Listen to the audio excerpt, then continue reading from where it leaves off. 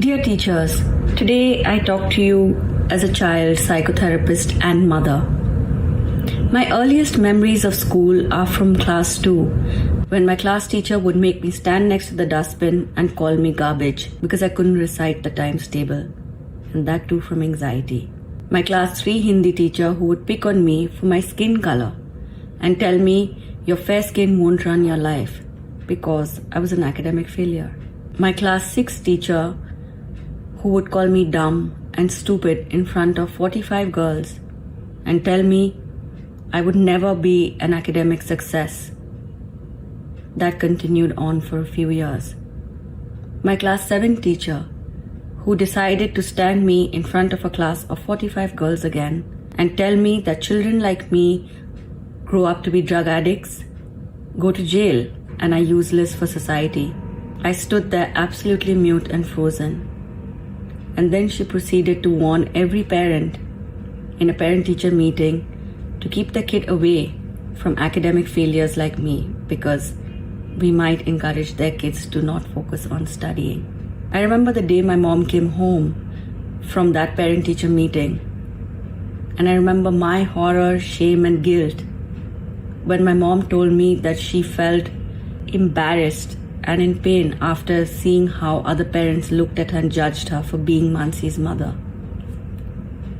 These are a few of the bullying experiences I faced from teachers, and then there were bullying experiences from students.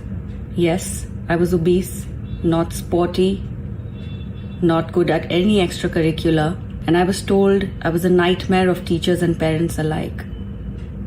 But I was a child that was being bullied, molested and had no voice. A child scared of her own shadow. A child few saw and even less acknowledged.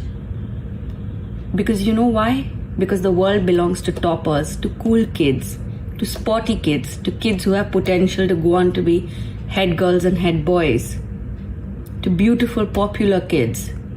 Me, I was nothing in this war zone that I call school. In class 9, the bullying from students and teachers finally broke my mind, and I had a nervous breakdown in front of my entire class. I remember having kids laugh at me. Some froze up, some left the classroom, and some simply rolled in laughter. All I wished for was to die that day. And I wonder why I didn't kill myself. Or maybe my way of surviving was to eat, or maybe live a little, who knows. Or maybe my obsessive reading of fairy tales and books, because you know what, I belonged there, I was safe there in that world. And these are two needs of every single child. Dear teachers, all children want is a teacher like my class 9 teacher, who held my hand after my public breakdown, emptied out the classroom so I wouldn't be shamed, and told me that you have the best smile I have ever seen. My first and only compliment. And like my class 1 teacher, who saw me for what I was, quiet, shy and sensitive, who would call me in front of the class and acknowledge me by my name.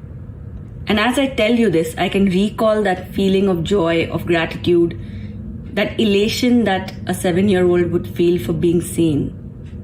Dear teachers, your words make our minds. Your actions define our personalities. You can be a war zone or a zen zone. You have more power than you know. I'm 40, but every insult and every word of kindness stays with me. You matter, your presence matters. How you treat us can change our destinies. After my class 9 teacher's words, I knew I mattered. Something shifted. Something changed for me. That little bit of compassion, kindness and empathy, the emptying of that classroom to talk to me, changed how I viewed the world, changed how I viewed myself. I hated myself a little bit less. I knew I mattered a little bit more. And most importantly, after that day, I knew that I would devote my life to making the world the way she made me feel. Today, as a parent, I watch my kids thrive. They love school, they love their teachers. And I've always wondered why. Why do they love learning? Why do they love going to school? It's because the teachers treat them as children, not as potential head girls, toppers, sports people, or future successes, or famous college grads. They offer them compassion, kindness, empathy. They understand them. They talk to these kids. They guide them with gentleness. They have playfulness. They in fact guide us with gentleness. They have acceptance of the child. They discipline but do not punish.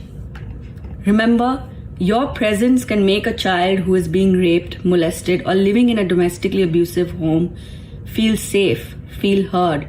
You have the power to give children like me a voice and a safe space. Most of you are overworked and exhausted, and possibly don't have the bandwidth to show up for children in this way.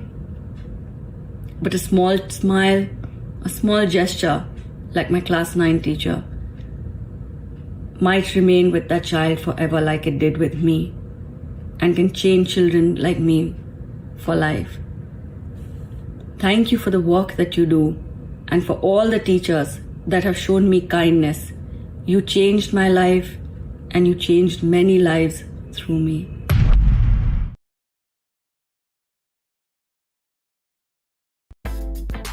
Subscribe and press the bell icon for more Brute videos.